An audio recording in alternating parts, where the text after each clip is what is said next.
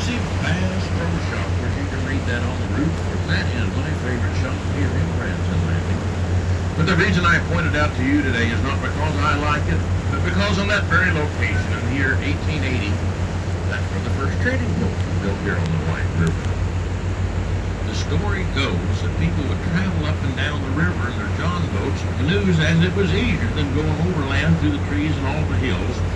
And a young fellow that was born and raised here noticed this traffic pattern, built that trading post, and his name happened to be Reuben Branson. So that's where the town got its start, and that's where it got its name. The history books tell us by 1884 they got a post office, the town began to grow, and Reuben Branson, being the smart man he was, switched over into politics, I guess where the money was going to be, it looked like. And he actually served this community until he passed away here in 1936. Reuben Branson got it started down, and never got out of that.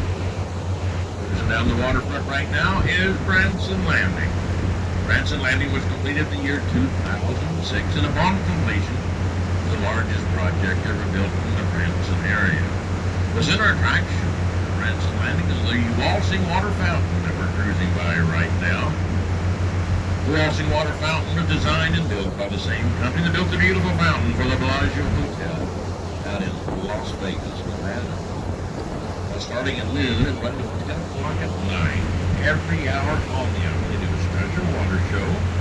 And I'm going to have you back for the 2 o'clock show today. I will mention right now, the chance this evening come down the after dark shows in the lights are on.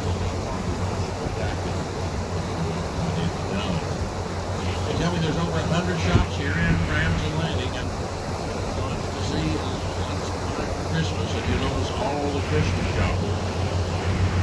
So, insiders tip. You're here in Branson this weekend. It's going to be real busy, so if you get out in the traffic, give yourself a little time to go to your shows you're diddling tonight, because it's going to be very busy. The Chamber of Commerce tells us there'll be over 9 million visitors in Branson.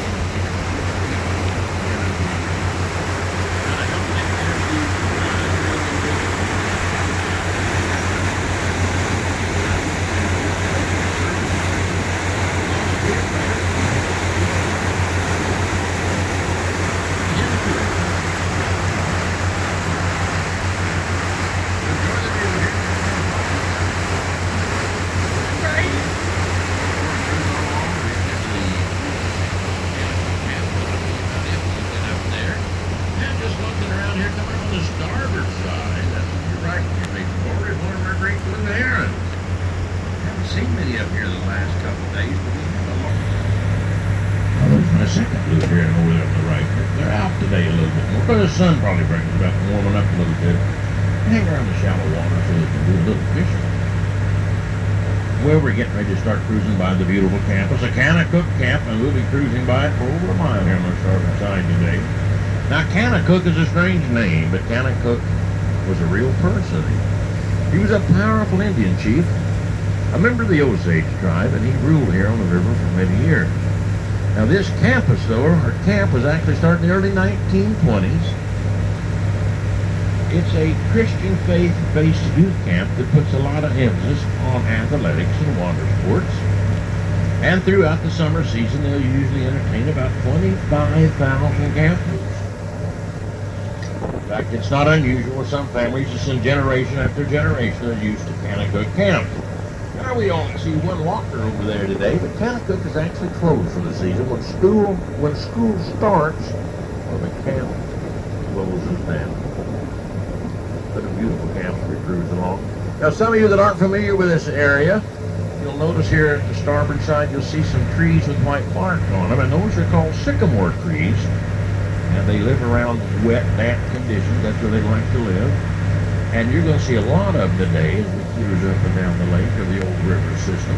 There's another tree I want to point out to you that it's kind of unusual. It is to me anyway, and it's still on the starboard side. You'll see that it kind of looks like a pine tree or a coniferous tree that's dying with the golden colored needles. Actually, that is a species of cypress tree, and they actually don't keep their needles throughout the winter. They'll all they're beautiful about a month ago, just all nice and golden, but now they're just about ready to fall off. That's a cypress tree. But the unit I get asked about, the condominium I get asked about the most, is this large one on our porch side over here, and that is called the Riverbend Place, and that is one of the nicer and one of the larger condominium units here in the Branson area.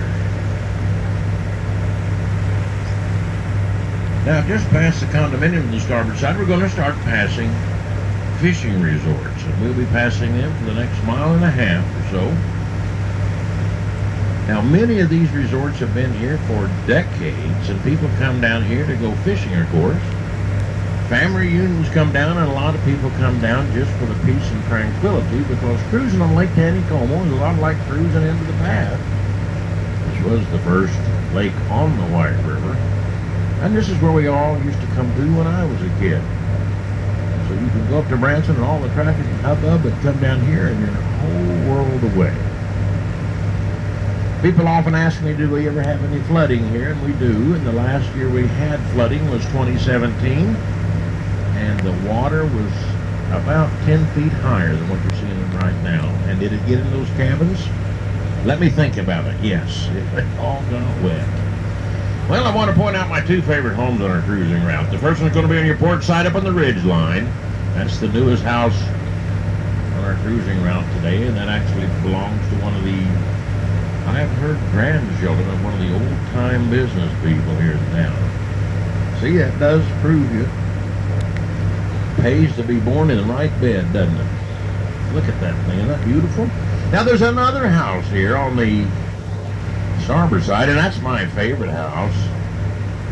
Coming into view is the dream home of the romance novelist Janet Bailey. Some of you ladies may recognize that name. Janet Bailey penned over 100 romance novels in her lifetime. And this is where she built her dream home. And guess what? One of the carpenters that helped build that house is on the boat today. So bring your hand up so they know who you are. They may have some questions about it. Beautiful house. I've been told there's 33 doors on the little French doors in it. You're looking at the backyard. The front yard is equally as beautiful. And I like to point that out to you on our way down. We'll look at it again possibly when we come cruising back up. Another common question, how deep's the water? Well, it goes all the way to the bottom of the lake.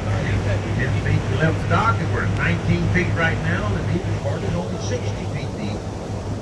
Right down in front of the old power dam. But I want to tell you more about it. Once we cruise on along the channel, going around the bend, get around the bend, I'll pick up the line and I'll tell you all about the White River and the 4 lakes and dams that have been built on it.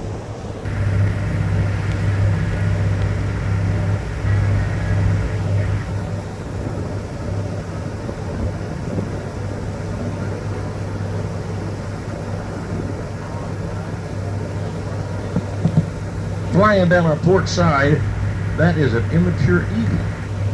There were 2 of them raised in this area this year, and that's the first time I've seen that bird in about a month or so. It'd be all speckled and look quite a bit like a golden eagle.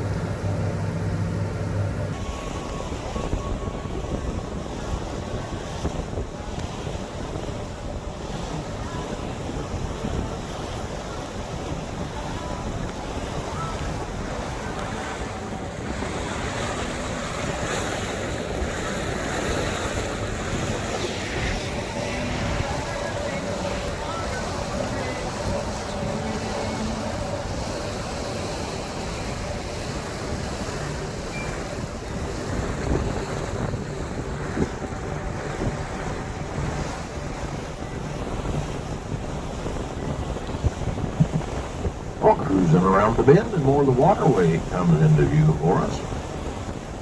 I want to start off with talking about the White River. The White River actually starts from a spring when it comes bubbling out of the ground down the state of Arkansas. That spring meaning it starts going north. It goes south, but this is one of the few rivers in North America that actually flows north, and it does that for about half of its course. Now, the White River is really important to us here in the Ozarks because it is the main river that drains the water out of the Ozarks.